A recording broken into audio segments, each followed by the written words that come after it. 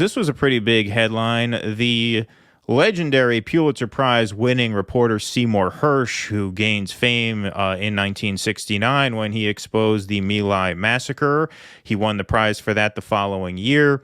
He came out with a Substack article yesterday entitled How America Took Out the Nord Stream Pipeline. And he claims to have spoken with an anonymous source who confirmed to him this very long timeline of how and why the United States was behind the destruction of the Nord Stream 2 pipeline here, as you can see, going from Russia to Germany. In the article, he basically lays out three main points. First, that the motive for us knocking out Nord Stream 2 was quite clear. We were afraid that Russia's ability to provide cheap natural gas to Europe would give them a sort of geopolitical edge if and when the war in Ukraine should start, because obviously Germany and much of Europe would be dependent on cheap natural gas from Russia, and they wouldn't want to do anything to jeopardize any sort of business relationship they had with them. So that's point number one.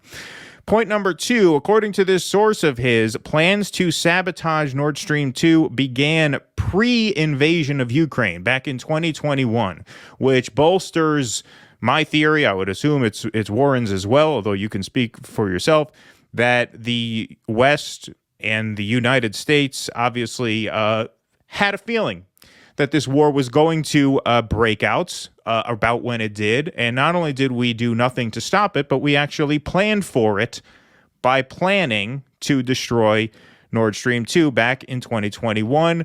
This source also claims that remote explosives were planted on the pipeline in June and then, of course, detonated in September. So this is nothing that I think most people in our circles didn't suspect for a long time, but now you have one step closer to confirmation.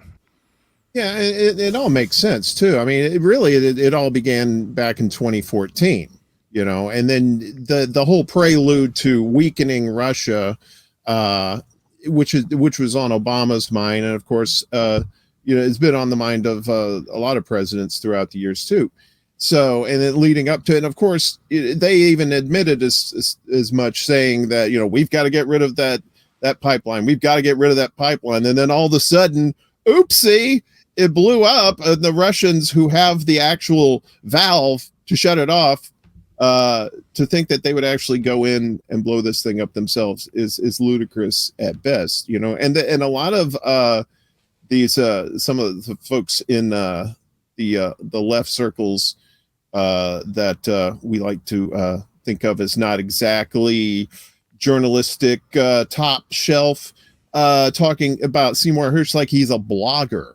Did you see that? They were calling him. It's incredible. He's just a blogger. It's amazing. Like one of the greatest journalists of our time. Oh, he's just a blogger. Of course, somebody whose reputation is pretty much, untouchable, like Seymour Hersh's, they're going to preach to these little cults about that, convince them who don't know of Seymour Hersh, who think maybe he's just like a hack or something like that. But those of us who've been around for a while, we know better.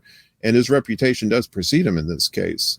Yeah, I mean, there's such incredible cowards. There's this Twitter handle, I think it's called Post Left Watch, which I started following because they posted the Crystal and Kyle video that we used.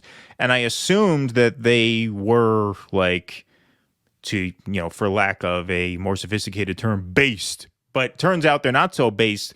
They are this handle that really just pokes holes and pokes fun at all of, I guess, what they consider the post-left, the Greenwalds, the Taibis. And a bunch of people responded to their piece on this by, saying, well, Seymour Hersh is on Substack because no major publication will take him seriously anymore, which just exposes, once again, the just utter intellectual bankruptcy and cowardice of these people to totally corrupt the media to the point where the media just feeds these brain-dead morons the just, grub that they want, just the slop-feeding hogs. And then when people like Seymour Hersh, like Greenwald, like Taibbi figure, well, we can't get a foothold in this space anymore because it's just too far gone, they go to Substack. And then these same people say, oh, well, you have no credibility because you're on Substack, right? It's like, heads I win, tails you lose. So it's just incredible. Yeah, I was just going to say that, it's in the propaganda steeped around Russia in general over the last 50 years, at least as long as I've been alive. It's really hard to overcome that. So it's easy to ride that wave of saying, oh, well, this is just he's just a hack. He's just he's just a blogger, that sort of thing. And it's just ridiculous. It's just deflection from the journalistic inadequacies that a lot of these so-called news outlets seem to think they have, but they don't. Yeah, I mean, this piece that he wrote, I don't know how long it is, but, from reading it, the time it took to read it, my guess as someone who's written these sorts of things, it's probably about 25 to 3,500 words. It's quite lengthy. What are the odds that he just made it up? Because this isn't a situation where he could have misinterpreted something. Like, either he heard this from a source, or he just decided out of the blue to make up that a source told him we blew up the pipeline, and he, in his imagination, came up with this whole story. Like, come on, what is more likely? It's not even close, in my view.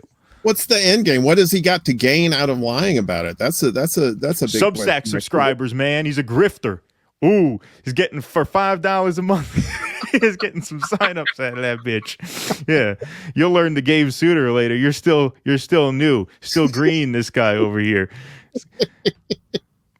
Why ride Jimmy Dore's balls when you can make up stories about the Nord Stream 2 pipeline? Right. Exactly. Please clap.